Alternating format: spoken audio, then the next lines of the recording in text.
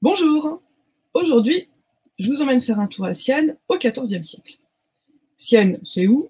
Sienne, c'est là, au centre de l'Italie, en pleine Toscane, à 70 km au sud de Florence. Sienne est un bijou médiéval, forte aujourd'hui de quelques 50 000 habitants. Cette magistrale ville de Toscane est le berceau du Trecento, le XIVe siècle italien. Alors, parmi les nombreux musées et églises, deux édifices sont absolument incontournables à Sienne. Le Duomo, la cathédrale, et le palais public, le Palazzo Pubblico. Palazzo Pubblico que l'on voit ici à droite, qui se signale par sa très haute tour et qui borde cette Piazza del Campo, qui est la principale place de Sienne. Le voici, ce Palazzo Pubblico. Construit essentiellement en briques, il est structuré autour d'un corps central, surmonté de créneaux, que vous pouvez voir dans la partie supérieure, qui rappelle l'architecture militaire, et il comprend plusieurs niveaux de fenêtres avec le blason blanc et noir de la ville de Sienne dans le tympan de chaque fenêtre. Ce Palazzo Pubblico n'est pas un édifice récent. La preuve, nous le voyons figuré ici sur ce tableau du XVe siècle du peintre italien Sano di Pietro. Nous retrouvons, comme sur l'image précédente, la tour à gauche, la partie centrale plus haute avec ses créneaux, et les différents niveaux de fenêtres avec le blason blanc et noir de la ville de Sienne que l'on voit bien ici. À l'époque de ce tableau, le Palazzo Pubblico était déjà, et ce depuis le XIIIe siècle, le siège de la République de Sienne. République de Sienne? Eh bien oui, si elle ne fait pas souvent parler d'elle, la République siennoise fut pourtant une grande et longue république, qui a duré du XIIe au XVIe siècle. Cette république a vu se succéder différents gouvernements, différents modes d'administration des affaires locales, et parmi ces gouvernements, il y eut entre 1287 et 1355 le régime des neufs. Alors les neufs, qu'est-ce que c'est? Les neufs, ce sont 9 citoyens siennois élus pour 2 mois à l'issue d'une procédure complexe destinée à empêcher l'enracinement d'une oligarchie. Alors, je cite ici Patrick Boucheron, historien médiéviste, auteur d'un ouvrage sur Sienne en 1338, et ouvrage qui est justement consacré aux peintures que nous allons découvrir incessamment sous peu. Donc, je récapitule. Sienne, au début du XIVe siècle, c'est donc une république gouvernée par 9 citoyens qui changent donc tous les 2 mois. Issus d'un groupe socialement ouvert, et là je cite à nouveau Patrick Boucheron, ces citoyens sont choisis parmi les marchands de la cité de Sienne, ou du moins parmi les gens moyens, ainsi que le préconisent les statuts urbains de la ville de Sienne au début du XIVe siècle. Autrement dit, je cite encore Patrick Boucheron, l'idéal du bien commun n'est pas, dans la Sienne du gouvernement des Neufs, un slogan vide de sens, il correspond à une certaine expérience politique dont la longévité paraît exceptionnelle aux contemporains, dans une Italie ébranlée par la marche à la seigneurie. Et c'est justement au cours de ce gouvernement des Neufs, en 1338 très exactement, qu'intervient au palais public de Sienne le peintre Ambrogio Lorenzetti. Ambrogio Lorenzetti est natif de Sienne, tout comme les peintres Duccio ou Simone Martini. Alors ces noms ne vous disent probablement rien, ils font pourtant partie des plus grands peintres italiens du Trecento, le XIVe siècle italien, période que les historiens de l'art appellent parfois la pré-Renaissance. Ils sont, et donc Ambrogio en fait partie, les papas des Léonard de Vinci, Raphaël et Michel-Ange. Rentrons donc dans ce Palazzo Pubblico, dit aussi palais communal, à la découverte de ces peintures, parmi les plus célèbres, si ce n'est les plus célèbres, du XIVe siècle italien.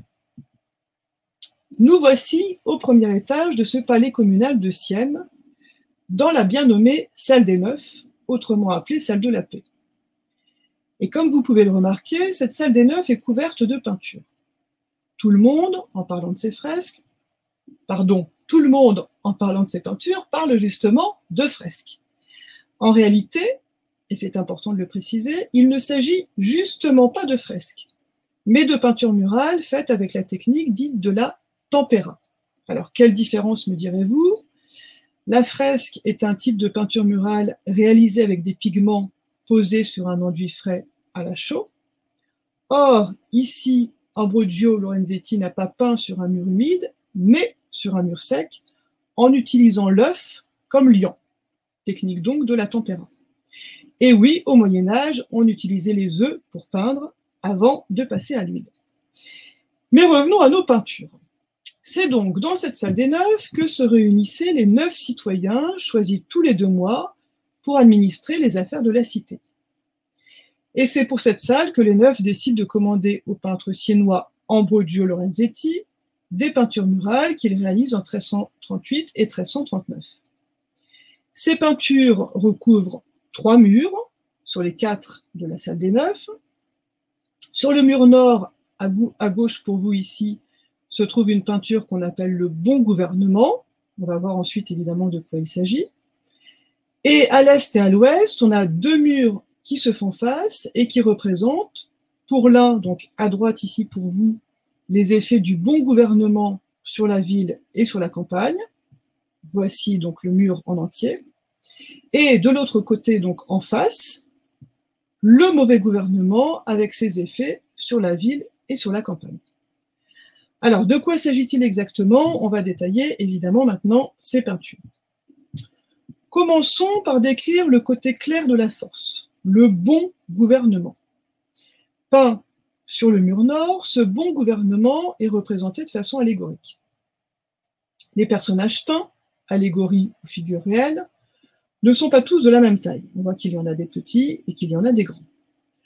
Le plus grand de ces personnages, qui est à droite, est un homme avec une belle barbe blanche qui se tient assis de façon frontale sur la partie droite du mur. Il porte de la main droite un sceptre et de la main gauche ce qui peut faire penser à un bouclier. Il s'agit ici très probablement d'une représentation allégorique de la commune de Sienne.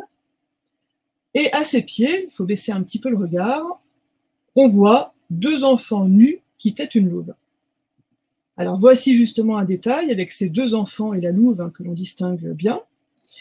Ces 2 enfants sont Sénius et Asquinus, les 2 fils jumeaux de Rémus, que la légende considère comme étant les fondateurs de Sienne.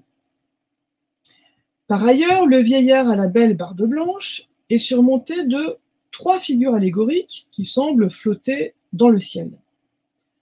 À gauche, la foi, qui tient une croix. Au centre, la charité. Et à droite, l'espérance. On a des inscriptions qui nous permettent d'identifier ces figures. On voit en particulier le mot spes dans l'angle à droite, qui veut dire espérance. Ce vieillard à la belle barbe blanche est également encadré de 6 femmes plus petites qui sont assises et qui sont 6 autres figures allégoriques. Respectivement, de gauche à droite, on va voir la paix qui est assise, la cive et la tête soutenue par la main, la force, la prudence, et de l'autre côté du vieillard, la magnanimité, la tempérance avec son sablier et la justice avec son glaive. Sur la partie gauche de l'image, on a une 7e femme assise et levant les yeux au ciel, qui est une autre allégorie de la justice. Cette autre allégorie de la justice, elle tient son attribut, une balance. On voit bien les 2 plateaux qui sont équilibrés de chaque côté de cette figure. Cette balance fait le lien avec la partie inférieure de l'image. Le fil rouge en est une corde qui passe de la balance à la main gauche d'une autre figure allégorique, qui est la figure de la concorde, figure féminine qui est vêtue de marron clair. Représentée sous les traits d'une jeune femme, assise et inclinant la tête, cette figure allégorique de la concorde tient sur ses genoux un outil de menuisier parfaitement reconnaissable, un rabot. Un rabot, mais pourquoi un rabot? Un rabot sert à raboter, à rendre toute chose égale et plane, et là je cite à nouveau Patrick Boucheroux. Il s'agirait donc ici, avec ce rabot allégorique, de représenter le souci de l'équité. Mais alors la corde. Alors la corde, elle passe de la main gauche de cette figure allégorique de la concorde à la main gauche d'une autre figure qui est, elle, une figure bien réelle, qui est la figure d'un citoyen, qui est représentée ici de dos, vêtu de bleu, et elle va passer donc des mains de ce premier citoyen aux mains des 24 autres citoyens, qui sont représentés dans la partie inférieure de l'image. Donc la corde passe de main en main, jusqu'à la main droite de notre beau vieillard barbu, qui est donc l'allégorie de la commune de Sienne. La boucle est bouclée, retour au point de départ. Les individus sont donc unis, comme l'indique l'inscription au bas de l'image, reliés par un lien magique, une corde, flux d'une citoyenneté épanouie, où les vertus, quoi qu'il arrive, président aux destinées de la commune. Ce bon gouvernement, il a ses effets sur la ville et sur la campagne. C'est le sujet du mur Est, qu'on a vu déjà précédemment. Partagé en deux parties, nous voyons sur ce mur, à gauche, la représentation d'une ville, et à droite, la représentation de la campagne. C'est l'enceinte de la ville, on le voit très bien ici, qui sépare les deux. À gauche, l'intramuros, ce qu'il y a donc à l'intérieur de la ville, à l'intérieur des murs, à l'intérieur de l'enceinte, et à droite, l'extramuros, ce qu'il y a donc à l'extérieur de la ville, à l'extérieur de l'enceinte. Alors, que voit-on dans la ville?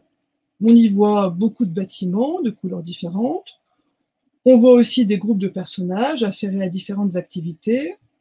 Certains dansent, on le voit devant avec des personnages qui forment une ronde au son de la musique. D'autres discutent. Des artisans s'affairent au fond sur des échafaudages, que l'on voit bien. Il semble faire bon vivre dans cette ville. Ce sentiment de vie paisible vaut aussi pour la campagne environnante. Donc on va sortir de la ville, prendre la porte qui est située à droite de l'image et aller dans la campagne. Alors on a ici pour cette campagne une vue panoramique de biais, ce qui est ultra novateur en ce début du XIVe siècle. Et cette vue panoramique de biais est associée alors au chevauchement des collines, c'est-à-dire qu'on a des collines qui se chevauchent les unes sur les autres. Elle est associée aussi au rapetissement des motifs, c'est-à-dire qu'évidemment, plus c'est loin, plus c'est petit. Et tout cela permet au peintre de créer l'illusion de la profondeur. Cette impression de profondeur est renforcée par la présence du sentier sinueux, parcouru par des voyageurs. Voici un détail. Et donc, nous sommes bien dans un espace parcourable, ce qui est évidemment une grande nouveauté de la peinture de la Renaissance. Ce paysage profond, nous pourrions presque déterminer l'espace en kilomètres qui sépare le début du sentier de la dernière colline au fond, permet au spectateur de contempler ce qui se passe dans ce paysage. Ici, l'on sème, là, on fait les foins, ailleurs, on traverse une rivière avec des ânes bâtés. Dans la partie inférieure droite, on voit bien un petit pont de briques avec des personnages qui sont en train de traverser.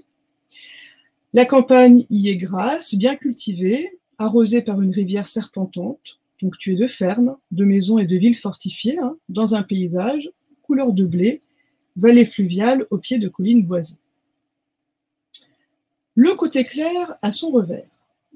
Face au bon gouvernement, face aux effets du bon gouvernement sur la ville et sur la campagne, le mauvais gouvernement. Face à l'ordre citoyen, le chaos démoniaque. Face aux vertus, les vices. Regardons donc maintenant le mur ouest, moins bien conservé que les deux précédents, mais lisible dans ses grandes lignes. Sur ce mur ouest, l'œil est assez rapidement happé par la figure trônante devant le mur crénelé de la ville à droite. Il faut regarder sur la partie droite de l'image, vous avez un mur avec des créneaux, et devant ce mur, vous avez une figure qui trône, et qui est d'une certaine façon le miroir du vieillard barbu de l'autre mur. On a ici un personnage qui est identifié grâce à son inscription. Et cette inscription ne laisse aucun doute, il s'agit ici d'une figure allégorique de la tyrannie. Représentée sous les traits d'un homme blafard, cornu, aux yeux louchants et aux dents dignes du plus terrible des vampires, cette tyrannie est accompagnée de nombreux vices, ainsi que l'indique le cartel peint sur le mur. On a ce cartel qui indique « C'est ainsi que la tyrannie a le dessus, laquelle, pour accomplir ses méfaits, ne se désaccorde ni en pensée ni en acte avec la nature corrompue des vices qui l'accompagnent. Alors effectivement, au-dessus de la tyrannie, on a 3 vices, 3 figures allégoriques des vices qui flottent dans le ciel, hein, en miroir d'une certaine façon des vertus du bon gouvernement. À gauche, l'avarice, au centre, la superbe, et à droite, la vaine gloire qui se mire dans un miroir. Cette tyrannie est par ailleurs entourée de 6 autres figures allégoriques, hein, respectivement de gauche à droite, la cruauté, la trahison, la fraude, et de l'autre côté de la figure allégorique de la tyrannie, la fureur, la division et la guerre. Alors voici de plus près la cruauté d'abord, hein, complètement à gauche, qui malmène un enfant qu'elle effraie avec un serpent. Puis vient la trahison, qui tient un agneau à la queue de scorpion. Et enfin, complètement à droite, la fraude, qui est représentée avec des ailes de chauve-souris et, si on regarde bien dans la partie inférieure, des pieds crochus. Et de l'autre côté donc, de la figure allégorique, il y a une autre figure qui est très intéressante, qui est la figure allégorique de la division, donc celle qui est au centre. Hein. Elle est habillée, donc cette figure allégorique de la division, de blanc et de noir, aux couleurs donc de la commune de Sienne. Hein. Souvenez-vous des blasons blancs et noirs que nous avons vus sur la façade du palais communal. Et cette figure de la division, elle est d'une certaine façon divisée entre le si, qui est inscrit sur la partie blanche de son vêtement, donc le oui, et le no, qui est inscrit sur la partie noire de son vêtement, donc le non. Oui, non. Et alors cette figure de la division, elle tient, comme la figure de la concorde en face, un outil de menuisier. Elle tient une scie. Et si l'on y regarde de plus près, cette scie est donc une scie à arc. Et si l'on y regarde encore de plus près, cette figure de la division est en train de se scier la main gauche. Et là, je cite à nouveau Patrick Boucheron qui écrit, je cite, hein, ouvrez les guillemets, « Image saisissante des effets suicidaires de la division politique ». Fermez les guillemets. Au pied de la tyrannie, on a une autre figure allégorique, c'est la figure allégorique de la justice, que l'on retrouve ici pour la 3e fois, et qui est, sur ce mur du mauvais gouvernement, ligoté. Et le cartel qui se situe sous la justice est très clair quant à la lecture de cette image. Voici ce qu'il dit, ce cartel. « Partout où la justice est ligotée, personne ne s'accorde jamais avec le bien commun ou ne tire la corde droite. » La tyrannie a ses effets, et donc à côté de ces figures allégoriques, hein, à gauche de l'image, dans la ville représentée, rien ne va plus. On a donc les effets du mauvais gouvernement sur la ville, mais aussi sur la campagne, meurtres, arrestations, que l'on voit ici à l'image, jusqu'aux bâtiments qui présentent des trous béants et qui semblent prêts à s'effondrer.